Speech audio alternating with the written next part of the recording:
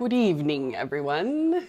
Tonight for dinner, we're doing smothered pork chops with mashed potatoes. So, let's get to it.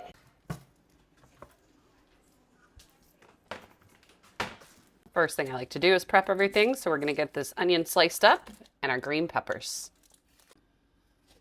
All right, once our veggies are out of the way, we're going to get started on our pork chops. I got boneless this time. Okay, and I'm going to cut little slits into it so that it doesn't like do that curl up cup thing when you cook or fry it. So just cut a couple slits here. Right.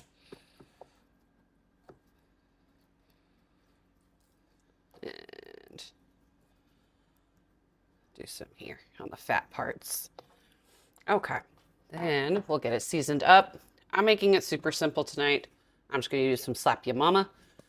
It's got the basics in it anyways. So salt, pepper, red pepper, granulated garlic. Everything you're going to need. So go ahead and get that on there. Make sure it's in there nicely. Flip them over. Got to get both sides. No bland food. Okay. All right. Now, once we're done doing that, we're going to scooch this out of the way. And I got some flour. Same seasoning. Or if you use some other seasoning, feel free. But just make sure whatever you put on your pork chops, you're going to put in your flour. Give this a little mix. Okay. And we're just going to take it straight in. Oop, don't make a mess like me. Make sure we're coated on all sides.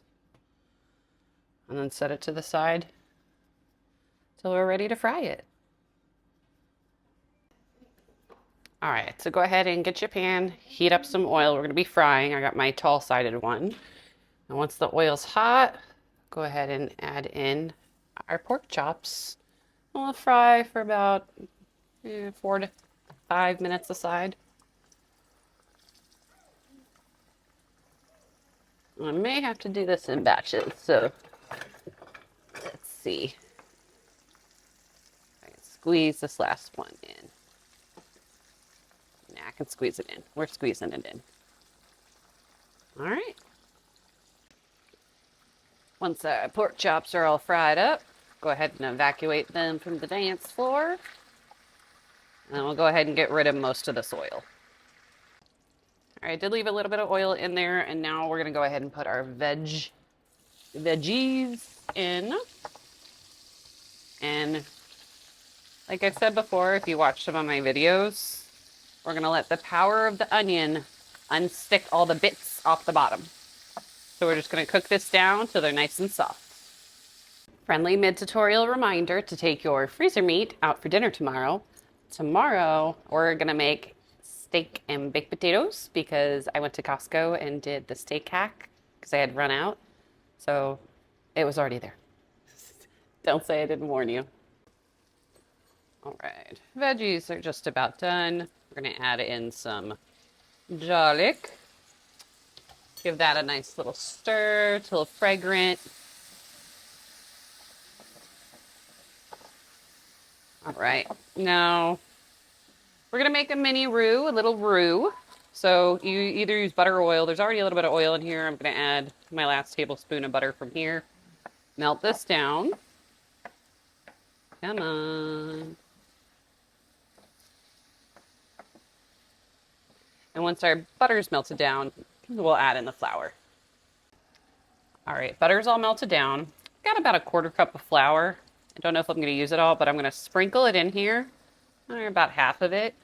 What we're looking for is for this flour to pick up pretty much all the liquid. So I do need a little bit more. Okay. And we want to get all mixed. You don't want to see any white flour in your pan, or else it's going to taste like flour.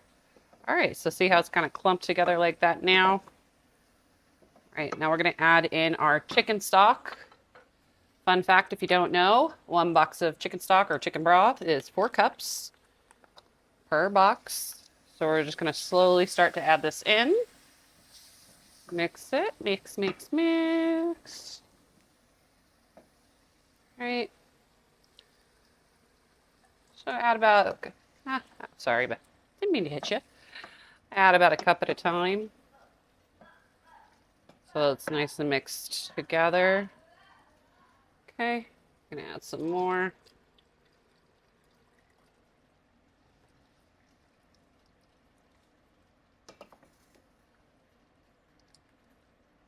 You'll see what that roux does is it creates that thick gravy, which is what we're going for.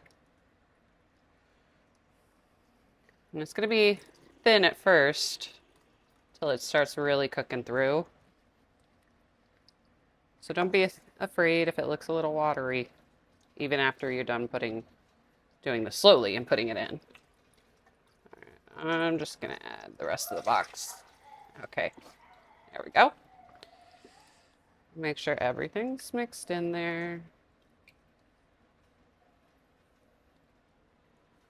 Okay.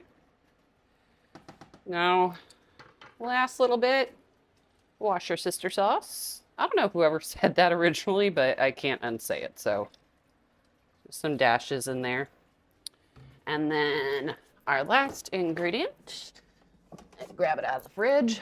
A little bit of heavy cream. No measuring on this. We're really just gonna kind of give it a little swoop like that.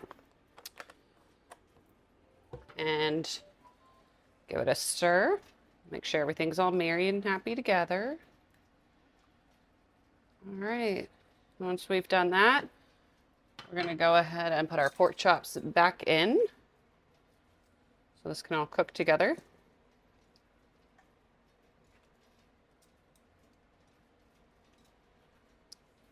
All right, and we'll wait for this to come to a simmer. All right, once this starts to simmer, put your top on, and we're gonna turn this to medium low, or low.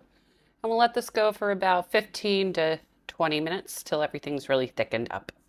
Now, normally I make mashed potatoes from scratch because they're super easy and super cheap when you got the big old bag, but I didn't have any other recipes with potatoes, so I cheated and just bought the instant.